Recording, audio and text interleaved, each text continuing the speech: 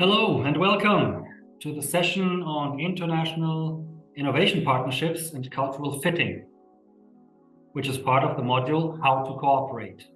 In this session, we will talk about how to start an innovation partnership between Europe and Latin America. What are some strategies to develop these kind of partnerships in a successful and sustainable way?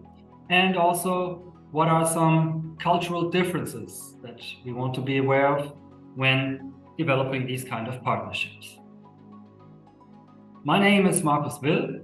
I'm a management researcher and consultant, and I've been working in innovation projects between Europe and Latin America for more than 10 years.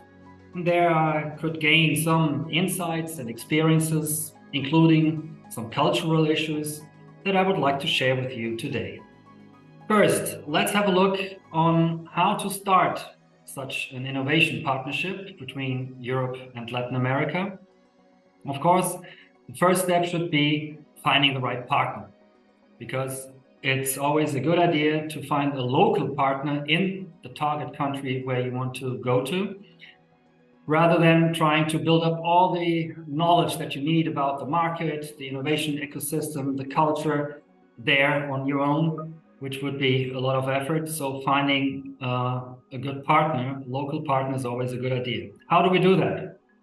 From our experience, we would always recommend that you do that in a topic-centered way. What does that mean? Define a concrete topic that is also of interest for your potential partner, so to motivate also him or her to engage in this kind of partnership.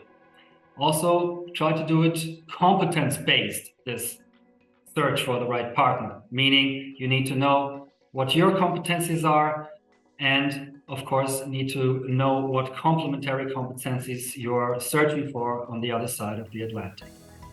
You may also, of course, use any kind of matchmaking services to support this step, be it offline or online. If you found the right partner and then want to engage into first concrete actions and concrete work, we would always recommend to try out to start some kind of R&D, research and development project together with this partner, which is always a good way to build up the relationship, to get into cooperation in a concrete way.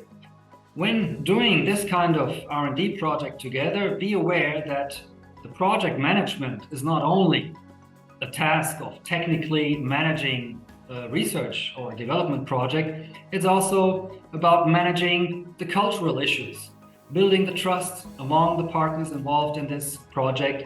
So that is an ongoing task actually throughout this project that goes beyond the pure technical work in such kind of project. Also be sure during the whole project that you ensure that the outcomes of this project are of benefit for both sides. So both sides can really take advantage and ensure their motivation to really work and engage in this project and in this partnership. And that's why, as a last hint here, we would also recommend that you have a plan from the beginning, not only on this single project that can be a first step into the partnership, but that you have a vision also for this partnership and for your internationalization strategy that goes beyond this first project, and also communicate this clearly from the beginning, even showing potential next steps after such a first project to initiate the partnership. Now, when talking about connecting to potential partners in a topic-centered way and defining your specific topic, it might be a good idea or a help to look at the 5 thematic areas that ENRICH and LAC had defined as 5 topics, innovation topics that are relevant for both Europe and Latin America. These are, for example, health, bioeconomy, renewable energies, sustainable urbanization, and digital transformation. Of course, these are big headlines, but if you can match your topic to one of these, let's say, bigger topics, you may also be sure that you have a topic defined that's also of strategic relevance and even maybe of political relevance between the two continents. Now, next, let's look into some strategies or approaches on how to develop these kind of innovation partnerships in a sustainable way. We would recommend to do this in 3 stages, in 3 evolution stages, you could say, of such a partnership. The first one would be connect with the partners in a systematic way, then set up and execute this R&D, this first R&D project that I've mentioned, and then in a 3rd phase, build upon this first project and create impact and get into a more long-lasting and strategic phase of this partnership. When we look into some steps in this whole process, as one of the first steps, it would always be a good idea to create this mutual transparency of the competencies, the technological competencies, business competencies. Again, be very aware and clear of your own competencies. Try to also communicate that in a brief and clear way to any potential partner, but also, of course, do some kind of research on the other side. What are the competencies that are available at potential partners in your target market? To then, in the next step, engage into matchmaking, networking activities, and from there try to build trust with the potential partners. When you found a partner where you identified mutual interests, a topic that both sides find interesting to cooperate on, then you might enter into the next stage and say, okay, let's try to set up a first project. And this could be this kind of research and development project, R&D project, and you might want to look for also public funding available for these kind of project ideas that you develop together with your partner. ENRICH and LAC also helps with specific information on relevant funding mechanisms on the international level, but there are many different kinds of funding mechanisms out there also on a national level that you may combine, and that there are many agreements also between funding agencies of specific European countries with specific Latin American countries that are matching kind of their national funding programs and funding calls. So many opportunities out there. You would need to match your idea with current and relevant funding calls. If you have that, then of course you go into the phase of writing the proposal technically, but that also includes building the consortium. We are usually talking about projects where already in the requirements of a certain funding call, you will find the necessity to integrate various types of players, different types of partners from industry, from large companies to smaller or to even startups, but also include, of course, the research environment, be it research institutions or any technology provider, and other intermediaries that can play a role in such kind of a project. So at latest at this point, be aware that it's not only about technically writing a good proposal, which also, of course, is a challenge and a task to be done here, but to build really this group as a consortium, and be aware that you might have to translate, not only in terms of different languages that these people might speak in such an international project consortium, but also translating between the different types of partners. So, for example, putting a certain research or technology question into a business topic might also be a very important task when you're putting up such a project. And then, of course, if you are successful and your proposal was approved by the respective funding agencies, you then, of course, enter into the phase of executing, managing this project. And again, be aware and remember that it's not only about fulfilling a technical project plan, but to really orchestrate, we could also say, and create a common sense of a group inside this project consortium. because we don't want to end there by just having nice and hopefully successful project outcomes. But if we use this project in a strategic way to build up a longer lasting innovation partnership, we should already during the project have a clear idea on where to go next. And that includes in the third stage of our process here, that you make sure that already the outcomes and the results produced in such kind of a R&D project really have a clear impact and a visible result, a visible benefit for the companies. Usually we're talking about pilot companies that are involved in such kind of a project consortium from the beginning. So that is the first step, to make sure that these results are visible on the side of these pilot companies. And from there, build together with all of the partners the business model to really exploit the outcomes of such an R&D project, and also in business terms. That could mean to show what are the benefits for users, but also it could mean to already organize and develop together with the partners the potential suppliers of the solution that you have created in such kind of R&D project, be it a new product,